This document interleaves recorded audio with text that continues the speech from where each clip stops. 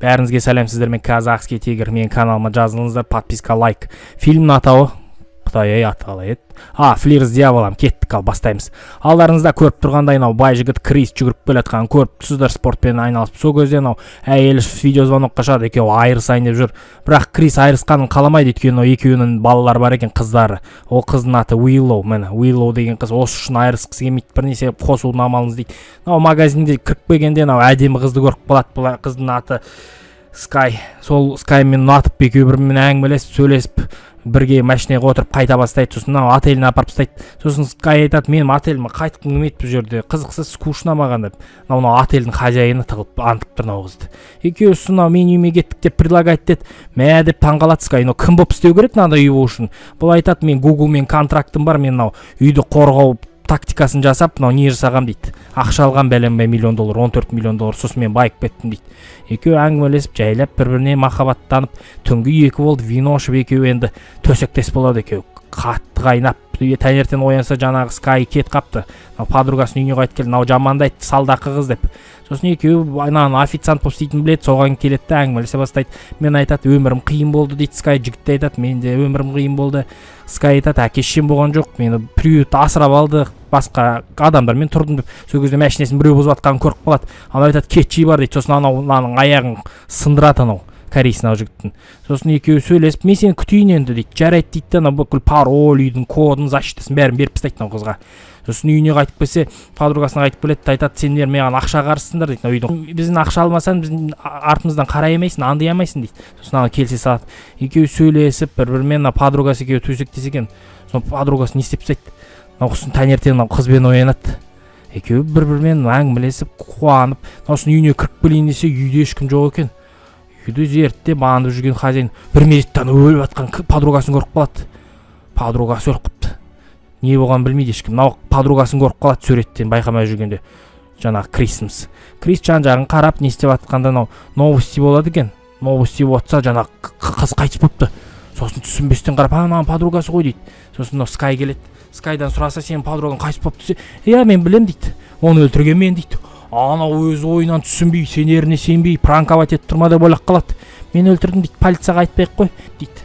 Қазір сен аяғын көріп тұрсың ғой, байқа, қазір бауырым напрогиб тастаймын дейді. Мен сені өйстіп аңдығам дейді, подругамды өтірік алдап, сені қай уақыт келетін, кіммен араласатын бәрін білемін дейді. Шокермен ұйықтатып тастайды Кристі. Үйін жинауға келгенде жаңағы жинап жүреді, сосын нені телескопты көріп қалады. Телескоптан аңдай бастайды. Аңдай бастағанда кімді көріп қалады ғой? Скайды. Скай қинап атады жігітті. Айтады, маған ақшаларымды бер, облигацияңды бер дейді. Ол бермеймін дейді. Оны бір тебет, бір теуіп құлатып емесен, қазір қинаймын дірелмен деп бастайды. Қинай бастайды бейшара Кристі. Сосын қандып атқанда жаңағы Скайды көре қалады ғой. Жаңағы бүкіл ақшасын алып алады. Бүкіл емес, жарты ақшасын жаңағы депозит счетына. Сосын қарап жүр. Сен маған бер дейді. Сен облигацияңды бар екен білем дейді. Екеуі төбелесіп жатқанда Скай ұрып жығады. Бейшара Кристің әжет, сен маған ақшаларын бермесен, қызымды көріп тұрсың ба әйелмен, құртам дейді екеуін. Ал, істейтінсің болса сол дейді. Аузын жауып тастайды келеді. Алдындағы преступник екеуі бірге екен. Бүкіл мебелін алып кетеді үйінен. Кетіп бара көріп, үйдің хозяйыны Рональд кіріп алады үйге. Сосын сұрай бастайды, жігіт, мен саған көмектессем, менің пайдам неде дейді. Маған выгода бар ма, ақша кэш бересің ба дейді. Әйтпесе түксемеймін дейді, маған бәрібір дейді. Не істесен осы дейді. Сосын екеуі сөйлесіп, жарайды, бәрін істеймін, мен босатшы деп жатқанда кім келіп қалады Скай жаңағы неден көріп қалады, защитаның бұзылғанын. Ғап бәлем дейді. Өзінің қолына катананы мечт алып алады да құртам дейді. Ол кетіп бара жатқанда аяғы жөнеліп қашып үлгереді. Бейшараның тығырыққа тығады Рональдты. Скай қазір құртам дейді. Оны құртады Скай. Машинаға мініп алып қолбайды. Алдында бір таксист жөніне шыға келеді екен. Таксист көмектесіп, жігіт не болды бауырым? Там қайда апарып тастайын? 500 теңге любой каприз дейді, Сосын екеуі сөйлесіп атады, полицияға звондайды. Сосын қайдан үйіне әкеп тастайды. Қарасы бұрып құлатып тастайды, екеуі бірге екен. Себастьян деген өгей әкесі екен, 14 жасында өгей әкесіне түседі екен. Және еще любовник екен. Екеуі бірге төсектес, Екеуі әңгімелеседі, неге маған тиісті, неге мені таңдадыңдар дегенде Рональд кім айтады жаңағы Себастьян, сен бақыттысың, сен байлыққа недостоин, сен өтірік жылай бересің үйде отырып алып деп. Одан да бұл байлықты мен алайын, қайтейін деп едім сен деп. Сен ақыры қадірін түсінбейсің. Мен бұл қадірін түсінемін дейді. сосын екеуі төсекте болатқанын естиді ана Себастьян екеуі. Сосын Скай айтады, сен не істедің? Сосын не жаңағы жігіт айтады, мен саған бәрін былай да беруші едім ғой, так мен сені жақсы көрдім ғой дейді. Оған сенбейді мынау Скай. Маған короче банктегі счеттың бәрін бер, ақшаның бәрін бер дейді. Айтып құртамыз дейді. Анау саусағын шалып алады мынау жігіт. Сосын алып алады. Мынау жаңағы әйелі келеді, Джейми. Қызы екеуі, Уиллоу екеуі келе жатса, үйіне кіріп келе жатса, жаңағы кім қарсы алады? Скай, мен осы үйде нянькамын деп. Мынау Себастьян күтіп алады. Жаңағы әкесіне жібереді. Әкесі жатыр сөйтсе.